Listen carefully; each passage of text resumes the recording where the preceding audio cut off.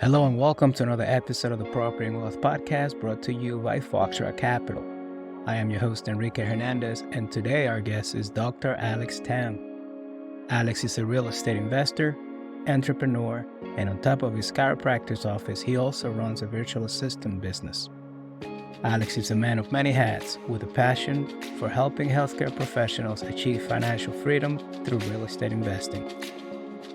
Dr. Alex Tam, welcome to the show. How are you? Hey, man, thank you so much for having me on. I'm doing great. Awesome. And for the listeners that I know you have a lot of content on YouTube, podcast, LinkedIn, and everything, but for the listeners hearing about you for the first time, can you tell us who is Dr. Alex Tam? Yeah, absolutely. Here's a quick, short note of who I am. I started off as just your everyday, college student back in the day, and I opened a chiropractic office. The chiropractic office was open because of my passion of another doctor helping my mom, and was able to help her without any drugs, harmful surgery. Right? She struggled for 2 years with the disease, and a chiropractor, a natural doctor, helped her. I immediately enrolled myself into the chiropractic school that he recommended. And from there, we completed a 4-year degree in 3 years, came out in 2009 and opened my practice, and it was hard at the beginning, just like opening any business. It was hard from the get-go. Struggles the first few years, but ultimately we focus on taking great care of patients, transforming lives one person at a time. And in 2018, we were looking at how to grow our business even more, how to reach more people, right? Through social media, learning. Went to a conference and realized there's something called, they talked about real estate. People start talking about real estate, like, hey, there's business owners out there, people of all walks of life, right? Military guys, people in real estate, people in healthcare. And they said, well, what about real estate? Do you guys put your money? What do you guys do with your money? Is it just fancy cars and fancy homes? They're like, no, they invest in multifamily real estate. I started investing in real estate and eventually went from 4 years of passive investing to 2021, got active, joined a mastermind, joined an educational program, right? We joined Jake and Gino in the MIH mastermind. And since then, we've done multiple deals as GPs, multiple JV deals, right? Syndications. And my goal is now bring other healthcare professionals specifically. That's just my audience because of my circle, right? Yeah. But I've got friends who are investing with us from all walks of life. It was really to educate people, to empower them about what financial independence and financial freedom can look like in the long run through this avenue called real estate investing. So, and here we are. We connected through some folks that I know has been on your podcast. Yeah. And I was like, man, yeah, Enrique's cool. I like this podcast. I like his moves. I like the style. It's freestyle. That's what I like. So that's how we got here. Awesome. Thank you, Alex. I appreciate that. You opened your chiropractor's office 2009, correct? Yeah. So it was right after the big financial crisis. How was starting a business right after that? Man, I tell you, everybody thought we were crazy. Everyone's like, no, don't do that. What are you doing signing a new lease when everybody's losing their jobs, right? Because 08, 09, things were still going down. Home prices were still dropping. It didn't really drop to the bottom until 2011, 2012. So, right. But I said, you know what? If I don't do it now, when am I going to do it? Am I just going to wait? And I drive down the street. I said, no, well, there's still businesses open. There's still businesses open, right? I said, I'm just going to take a chance. If I don't do it now, when am I going to do it? I can't just wait. And people were like, oh, this is crazy. And it was hard. I'm not going to say it was easy the first couple of years, right? But we made it. We pushed through it. We got some grind in us. And hey, let's go. Yeah, if it was easy, anybody can do it.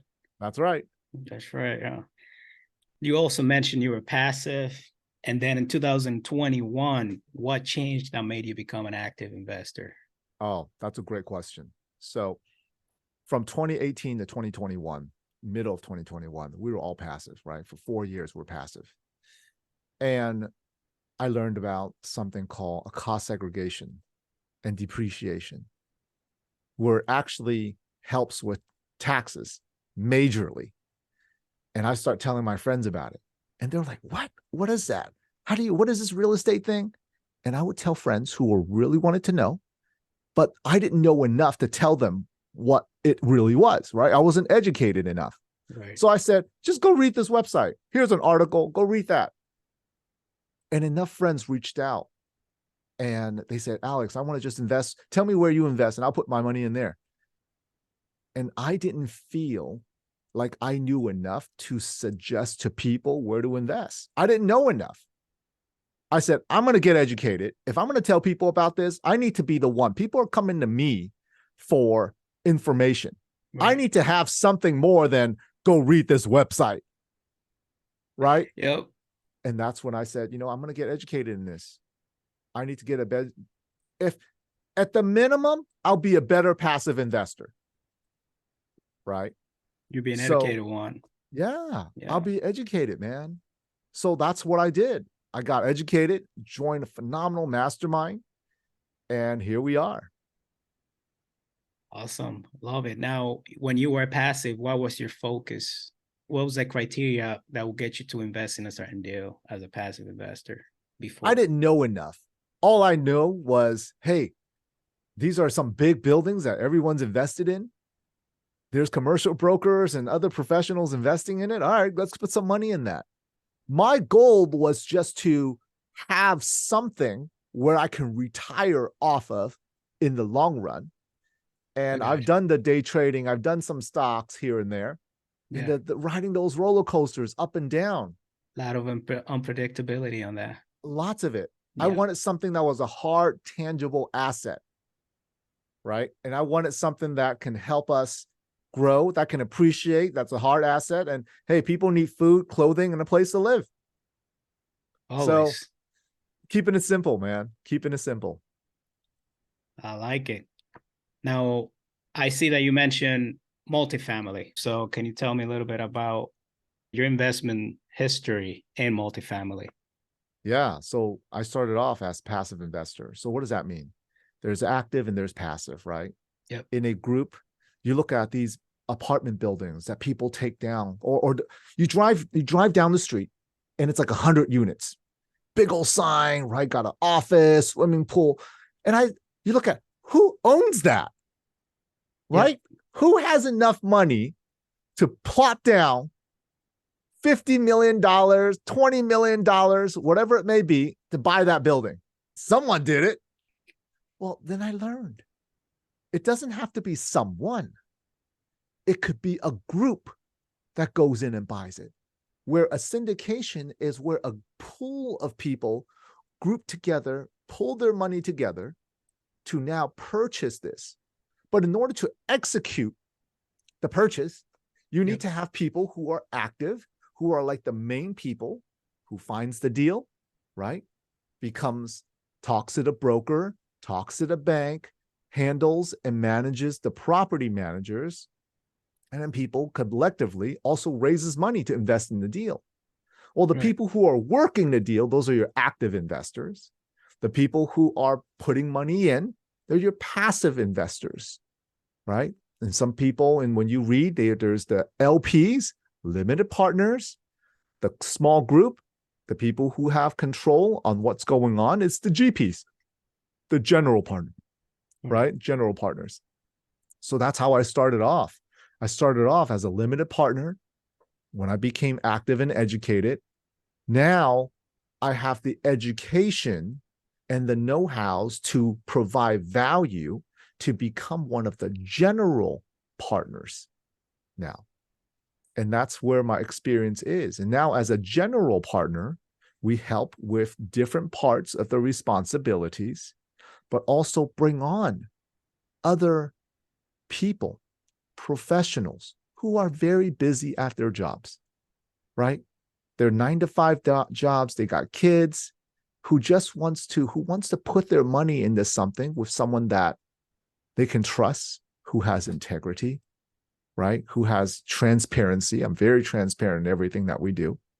Right. And they get to now be a part owner of this massive, beautiful building. And they can say, I'm part owner in that. They own a percentage of that. So when we buy, they put money in, the tax benefits they get every month or every quarter. There's distributions, which is profit from the property they receive. When we refinance or sell, right, they get the profits or the refinance from that. So you literally, as a limited partner, as a passive investor, you get all the benefits of being the owner, but because as a limited partner, you don't have the same liabilities of it. Well, people ask, well, what's the catch? What's the catch? It sounds so great. The catch is that the money that you put in to purchase the complex, part of the money goes to the general partners. There's a split, right? Some people call it a 70-30 split, a 80-20 split, right? But at the end of the day, your money, what we focus on are deals that gets people cash on cash, okay, 6 to 8%, sometimes more.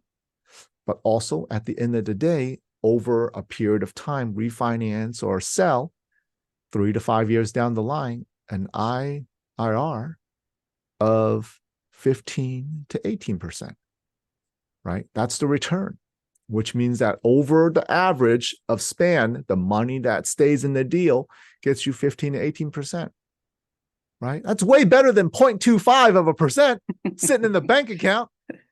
If that, right?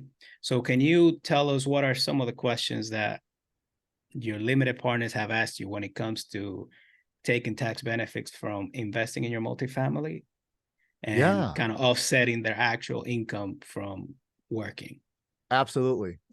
So that's the biggest thing. How do I save on taxes? Well, I said, well, let's just look at it like this. If you invest in stocks, right? Your stocks, let's say you did a really good this year and you did 10%. Yep. Right? You turned $100,000 and you got 110,000. 110,000 subjected to capital gains tax, right? And then you have everyone has their own tax bracket. Let's just say your tax bracket averaged 30%, right? You got state taxes, federal taxes you got to pay 30%. Right. So you really, that 100,000 that earned you 10,000, you really only earn 7 because the rest of the money went to the IR and the S. Good old Uncle Sam. Uncle Sam, right? Well, in real estate, check this out. There's an amazing benefit to real estate that the government gives us called depreciation. Well, what does that mean? Depreciation means, let's say a single family home, most multifamily, is saying that your home will break down over a certain number of years. Single family homes, most people are like 27 and a half years, right? Now that is the property minus the land, the value of the property minus the land. You buy a house for 1 million, easy numbers, right? Correct. And then 100,000 is the land. You divide a 900,000 over 27.5 years, you get to depreciate about $32,700 a year. Okay. Which means that the money that you earn from it, it gets deducted off taxes. So the great thing about multifamily is that most of the money that you are earning because of the depreciation gets deducted from taxes. And now you don't actually pay virtually any taxes on the money that you earned, right? On top of that, there's something called cost segregation. A cost segregation study is when they put the 27.5 years into 1, 5, 15-year buckets, if you will. And what that means is a good chunk of it can get deducted in year 1. Now, let's just say you invest 100,000 and 60,000 gets deducted in year one. You got a K1, this is minus 60, random number out there. It's not uncommon. It happens all the time. And that's a conservative number, right? Well, you get a negative 60,000 on K1. Wow. Well, maybe your passive income was 6% that year. So $6,000, right? So $6,000, you got 6,000 that you made, 60,000 that was depreciated. You still have $54,000 left of depreciation to go. Well, if you do not have, usually, and confirm it with your CPA attorney or cost aggregation specialist, all right, my understanding is there's two ways to deduct it against your own income. 60,000, right? You got 54,000 still sitting there. And the piggy bank. In the piggy bank, 54,000 of this piece of K1 paper that says, I got 54,000 loss. That loss can go against other passive incomes, right? Can offset. But that loss can, how does that loss go offset active income? Well, let's just say you have rep status. People call it rep status. What's rep status? Real estate professional. Okay, look it up. How you get rep status. Or there is a short-term rental loophole where as long as you manage or operate a short-term rental that year, automatically you get to deduct that passive income K1 against your active K1. All right? Short-term rental loophole. Look it up. Confirm with everybody. But let's just say, Enrique, that person that year, easy numbers, made 100,000, right? Right. They made 100,000. They invested. They got 6,000. That's 6,000 from passive income. They invested 100. They made 100 actively. That 100, that 6,000, it's already non-taxable, right? But what if they somehow had a short-term rental and that 54,000 wrote off their 100,000 income? Now their income goes to 46,000 for that year. Better. It's a lot So better than that 100. year, 46,000 at 30%, they paid 13,800 in taxes. Okay? But if they didn't do this and they got 10% in the stock market, 100,000 plus 10,000, 110,000 times 0.3, instead of paying 13,800 in taxes, this person who made 110,000 that year paid 33,000 in taxes. We just saved this particular person $19,200. Now, Enrique, let me ask you this. The only difference was real estate versus stocks in this example. And we saved this person 19,000. This person at the end of the year has an extra 19,200 in the bank.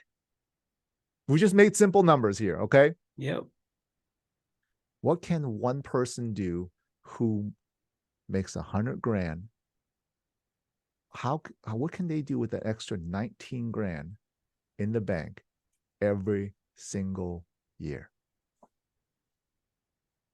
Possibilities are endless. Life-changing. Oh, yeah. Oh, Right. yeah. Definitely. Now, what is your typical business plan when you acquire these properties? What are you going for? How long is your hold? Great question. If it is a syndication with partners involved, the business plan is to go in. You got to operate well, right? Refocus on operation, right? You can't just go in and be like, oh, I'm just going to raise rents, right? Everyone says, oh, we underwrote this very conservatively. The rents are like completely under market. We're just going to go in and raise rents. Well, did the owner that just sold to you, did the seller hate money? Did the seller just completely was like, you know what? I'm just not going to raise rents. I know everybody's charging more, but because I like to give the next guy some extra money that I could have made, let me just not raise rents. Mm-mm. There's got to be something else besides raising rents. See, that's how operators used to buy apartments 3-4 years ago, because the market was going up so much. Their goal is, let me just go in and raise rents. Now you got to, number one, operate. The money is in the operation right now. Can you operate it more efficiently? Can your company operate with same people, right, but better? Okay. Where do you cut costs? Right? Are you fixing things? Are you fixing things up? Are you going in and adding value? Adding value, there's multiple ways. You're operating better by adding value. You're actually changing things up, right? You're remodeling, you're paving, you're striping, you're adding a dog park, you're adding maybe utilities charges back in, right? Amenities that you're adding in. And then there's the addition of value add operations, right? You know, people will pay higher for great customer service than not. There was a census that was done, okay, Gallup poll. Yeah. Good customer service, people will pay 17% more for the exact same product, Enrique. Exact same product. But you have phenomenal customer service. They'll pay 17% more. Relationships. That's right. That's right, my friend. Yeah. Now, there's cap rate compression, and then there's cap rate expansion, right? The smaller the cap rate, the price goes up on a property. Those dynamics. Are you able to explain that? Yeah. So let's think about it. Thank you. What is cap rate? Right? What is cap rate? Cap rate is the net operating income, right? Which is you take the income of the property minus the expenses. That's NOI, net operating income. Okay. And you divide that by the purchase price. So what is that? Let's just say you bought this building, $10 million, right? After income comes in, you took away expenses. We're not talking about mortgage here. No mortgage. Cap rate does not care about mortgage, interest rates, and all that BS. It's just as if you bought it cash, right? Right. You minus your expenses. And let's just say that property, easy numbers. At the end of the day, every year, you got 500,000. You bought it for 10 million, or it's on sale for 10 million. 500,000 divided by $10 million is 5%. That's a 5% cap rate. Okay. Now, why is it that when cap rate compression, prices go up? Well, let's just say it's 5% right now. Okay. And then all of a sudden, a new company moves in. Brand new high-tech company. Everyone loves it.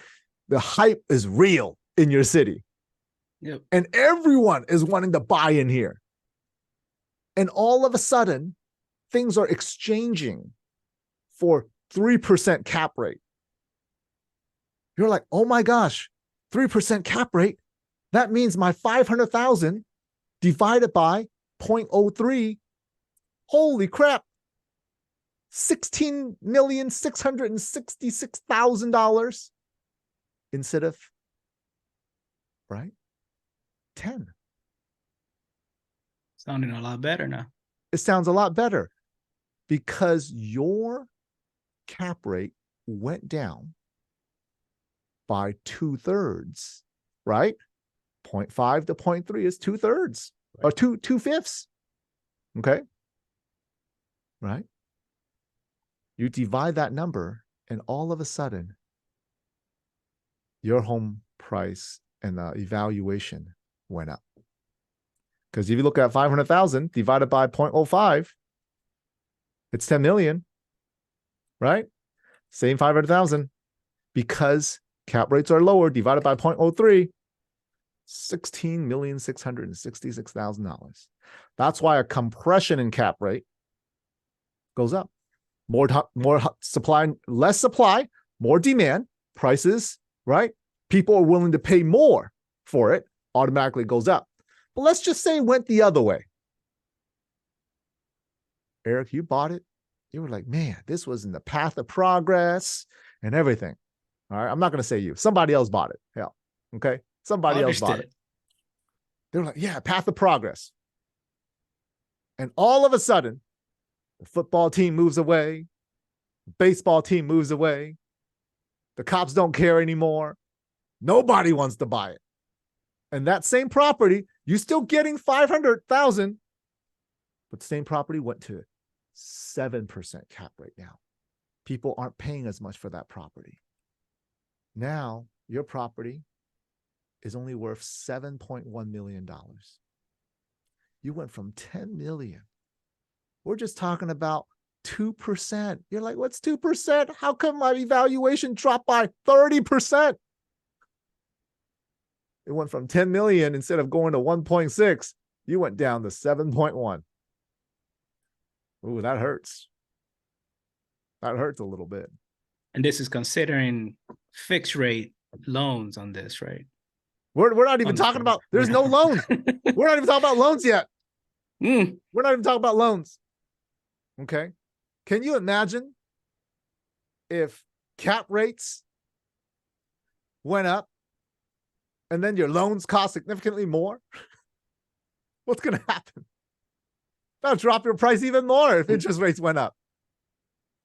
That is considering the interest rate staying the same, or you're coming in cash. We're not even talking about everything else yet, because cap rates don't care about mortgage rates. Cap rates 3, 4, 5, 7, 6% only cares about that. So that's why. Now let's just say you bought it correctly though, and you bought it at 7%, right? Right. And instead of the football teams moving out, you got brand new teams that moved in. Okay. And you bought it at 7% cap rate, and you bought it at 7 million. And then the town grew, people loved it, demand went high, and it dropped to a 3% cap rate. You turn your 7 million into 16 million. But wait, that 7 million initially, you bought it with the bank. The bank pitched in 70% of it. So you only came in with 30%. You only came in with $2.1 million. And cap rates went from 7 to 3. So your evaluation went from 7 to 16. You banked $9 million when you only came up with 2.1 when you sold it. So you bought it for 7, sold it for 15. You only put 2.1, but the difference between 16.6 and 7 is 9.5.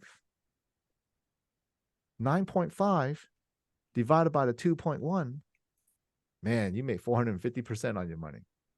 You just banked $7 million in one transaction, just like that. Now, does that happen? Yes. Does it happen every time? No. But can it happen? Yes.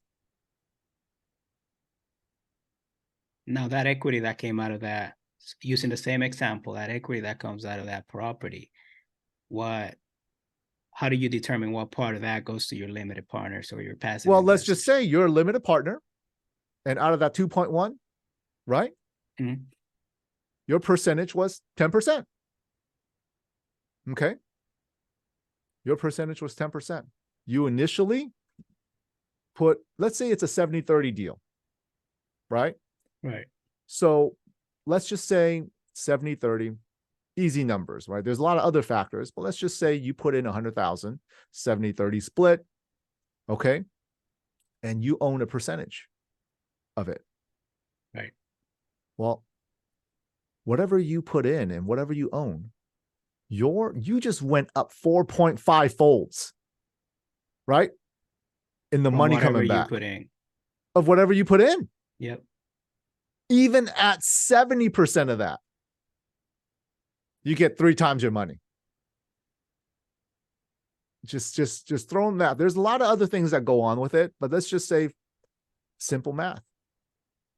And I think that's one of the hardest thing for investors to understand is there's a big difference in pricing, or how pricing is calculated, valuation between single family and multifamily. Right. Single family is not a business, right? Single family is based on what schools, neighbors and all that. Multifamily is strict business. Right. And when you go into your investments, you have a business plan. Your idea is to decrease expenses and increase income, right? And or it depends on certain things. Okay. It depends. Right? Are they controlling expenses? Right? Just for example, like 100-unit property, their expenses are usually probably, it's fair to say 45-50% of whatever they bring in. Okay. So if they bring in 100,000, their expenses are probably going to be about 50 grand every single month. Right. What are some of the value add strategies that you use, right? So if the expenses are already under 50%, what are some of the value add strategies that you will use to increase the income of this property? Yeah, we look at the 50% that they're at, and are they running it effectively? Right? How's their water bills like? Or do they have leaks somewhere? Do we see anything that's not operated well? Are there people in alignment? Right? A lot of it's people. Right? Does the people who work there understand the mission, vision, and core values of our company? Are they the right people? Do we have to bring new people in? The right people will drive the business. The wrong people will take it down. Right? The right people you bring in, maybe because of customer service, the income comes in 17% more. If the income comes in at 17% more and my expenses stay the same, right? I keep the same people. Yeah. That 100,000 went from 117,000 divided by that 50%. Okay. Now my expenses is at 42%. Automatically, I created a lot of value for our investors right there. Better customer service, you drive up rents, better amenities. Maybe 80% of people have dogs. And this apartment, 100 units, don't even have a dog park. Huh. You think dog owners will pay a little bit? Yeah. Definitely.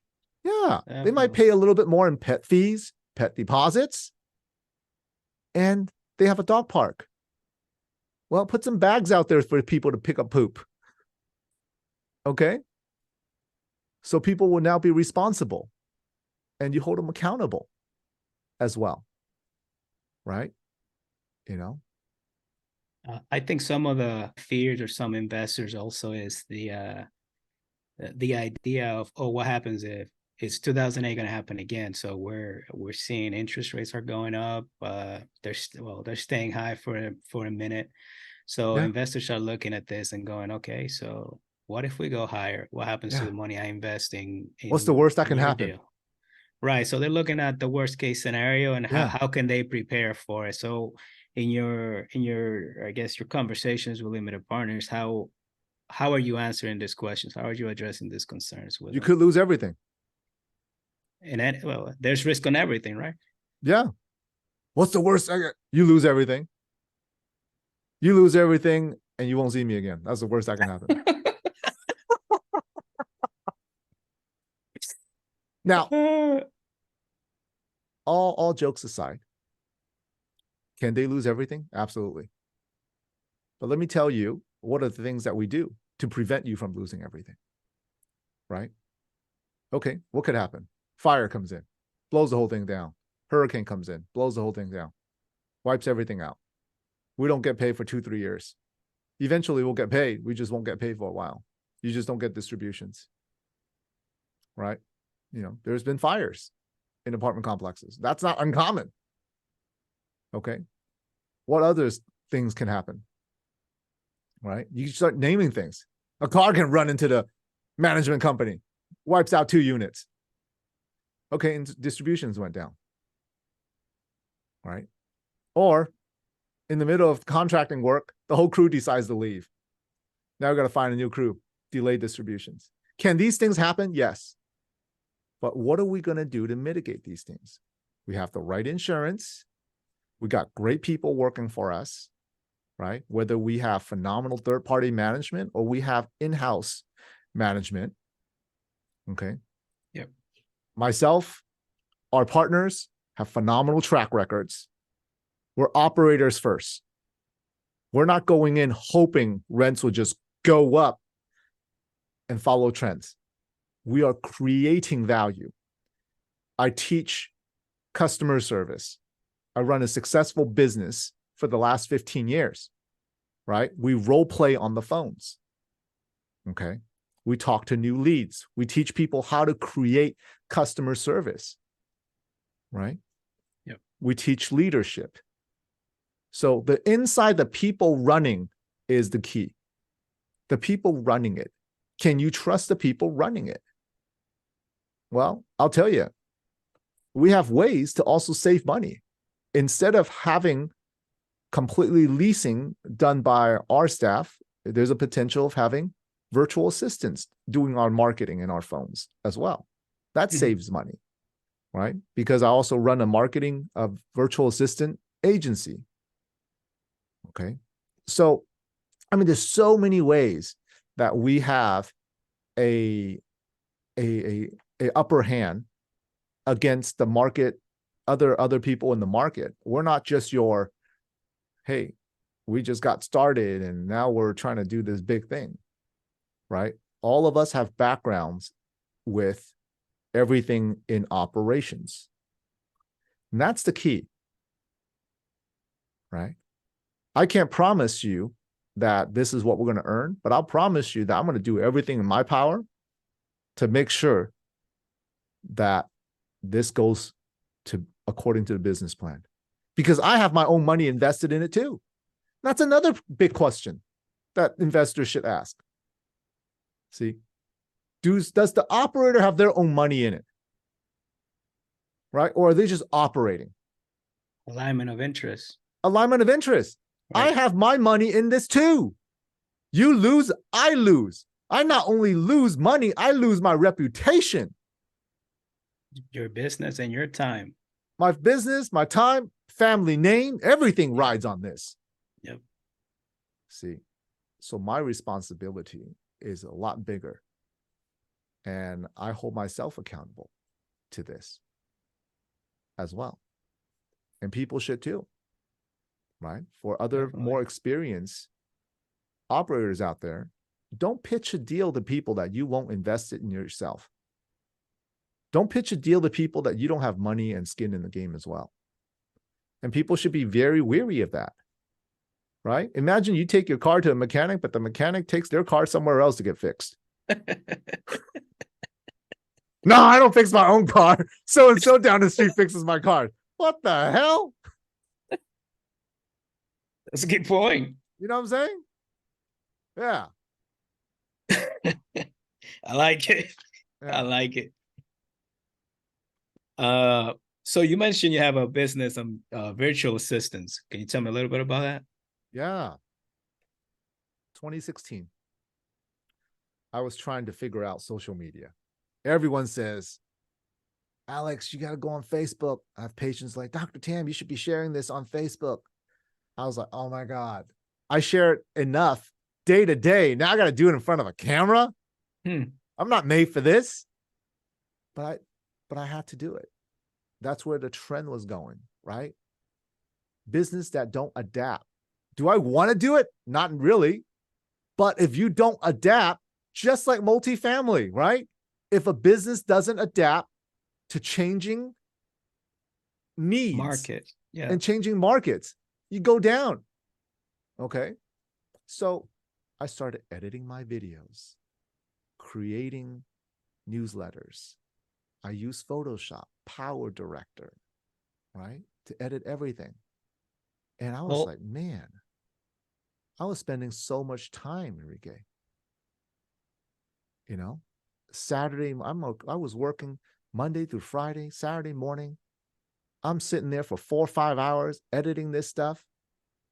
I was losing family time. My daughter was 4 at the time. I'm like, Jesus, I need to hire some help. And I start watching videos of where to find help. How do you even evaluate how good someone is? And virtual assistant pop up. Someone was talking about using virtual assistant. I had no idea what it was. I didn't know what a virtual assistant was. I thought it was like a robot at the beginning. I didn't know what it was. And I said, okay, let me dive into this. I hired my first virtual assistant from the Philippines. And she was able to do phenomenal work, right? Great experience, college grad, everything. I was like, good Lord. I went from 1 to 2. I then took my marketing in-house, had my own marketing team. I went to 4. By the time I got into real estate, I had about 7. Then I read the book, Who Not How, and I hired 3 more. And now we're rocking 10 to 11 full-time virtual assistants that work mainly for me. Well, about a year and a half ago, one of the other real estate investors, she's now our partner in the VA agency, virtual assistant agency. She says, Alex, I think a lot of real estate people could benefit from us and your experience in finding virtual assistants. I said, really? I didn't even know people needed him. I said, they're like, and she says, you got 10. You don't think other people would need 1? I was like, that's true. You got a point there. So we started a virtual assistant business. And now we find virtual assistants for other professionals and real estate professionals, and that's what we do. So these virtual assistants, they're not necessarily savvy or knowledgeable on every aspect of business out there, be it real estate, be YouTube editing, any of that, right? So is there a training period where you, or let's say I hire some virtual assistants, I will have to train them myself, or does that training come from your company? How does that part work? That's a great question. See, it depends on what you're looking for. If you're looking for people to edit your podcast, let's just say YouTube, and throw it all over social media, I got to find you somebody who's done this before. Right. Can't be like Joe Schmo down the street and you got to teach them everything. We're going to find you a great video editor who have social media experience. But you still have to be like, hey, I like it done my way, though. My style's a little bit different. And they know how to do it. You just got to tell them your style. Gotcha. Right? They've done it before. They got the know-how. See? But you just got to show them your style now. And yeah, there's going to be the first few weeks of training period. They got to learn who Enrique is, what his goals are, who's his audience, right? And all that. And now they can dial it in for you. They tailor the content to whatever audience. Exactly. Okay. They know how to do it. See? Here's where people go wrong with virtual assistants. Mm-hmm. They hire a virtual assistant and they think the virtual assistant should already know everything about it. Well, they should. I'm trying to hire somebody who know how to do this. That's because, dude, you never hired anyone. You ever hire someone and they knew exactly what you were thinking? You ever heard of a 90-day probation period? That's because anyone who's hired anyone know that there's a learning process. Yep. They have the foundation and the know-how, but don't just hire them and have them do, oh, make me this one logo. And then 5 weeks later, oh, I hired another virtual assistant that made me this newsletter. But nothing is aligned, right? You got 5 other people doing 10 things for you. You hire one that's going to do phenomenal in what you need. And that person becomes part of your company. You're hiring a staff member. Think of this virtual assistant just on the other side of that wall. You can't see him. You can talk to him. You could email him. You could be on the phone. You could video Skype him, everything. But they're your staff member next door. And you work close together with them. That's how you transform a virtual assistant that is just task-oriented, where you incorporate someone into your company. That's how you transform a company. They have to know your mission, vision, core values, and your why. Not just, oh, instead of red, make it blue. Right? That's where you got to make it happen. Now, does virtual assistants work a certain amount of hours? Do they only work, let's say I hire one, do they only work for me for whatever time I say? That's right. Or They're your they staff. split? Okay. They're your staff. When they're working for you, they're working for you. All right. Right? I'm assuming we'll have to exchange some login information for certain applications in order to Oh, yeah. edit any. So how do people that struggle with I want to say letting go of control, right? What has been your experience on these people actually trusting somebody they don't know with login information to whatever application is needed for editing or creating whatever? That's a great question. That's a great question. How would you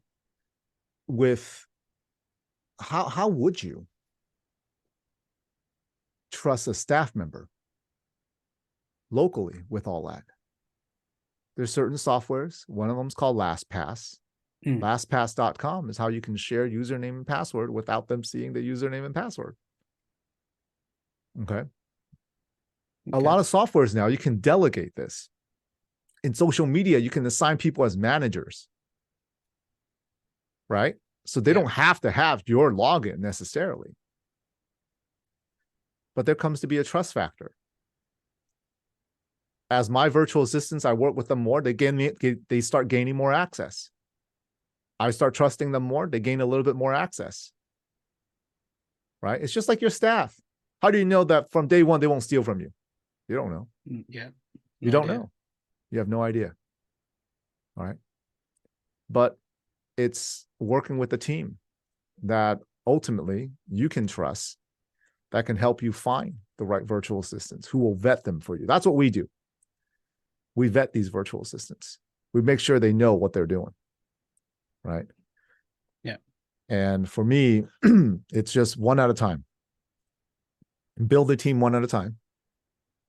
And over time, you'll be able to work with them, trust them. I can't see myself functioning, not only in personal life, but also in our business lives, without virtual assistants working for us. Right? For me, it's like having an extra 10 staff members doing everything. When you see me on social media, it's our team sitting behind. I'm not just, oh, Alex is just rocking social media all day long, posting shit, you know? So good at time management. He can do all this at once. He says he sees patients. How's he seeing patients? He can't be seeing patients, right? But there's certain times when I record and then I upload and a virtual assistant team takes over from there.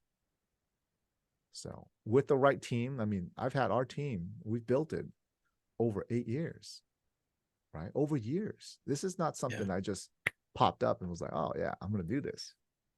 Can you accelerate it through the right help? Absolutely. Absolutely. You know. Cool. Well, thank you, Alex. Thanks for your time. How can people reach out to you? I want to make sure I get you out of here at a decent time. I know you have another meeting. So how can people reach out to you? What are some ways? Yeah, they can reach me on LinkedIn, Facebook, Instagram. Text me directly, 775-717-0090. They can join us on every other Saturday. It's called 911 Real Estate for healthcare professionals, but it's open for anyone to join, right? So we have a Zoom call that we do and talk to people about real estate and tell them about what we do. See, and it's wide open. That's how you can reach out to me. And then we'll reach back, usually within 24 hours. Awesome. Thank you. Thanks again, Alex. And have a wonderful day, brother. Thank you. All right, Enrique. Thank you so much.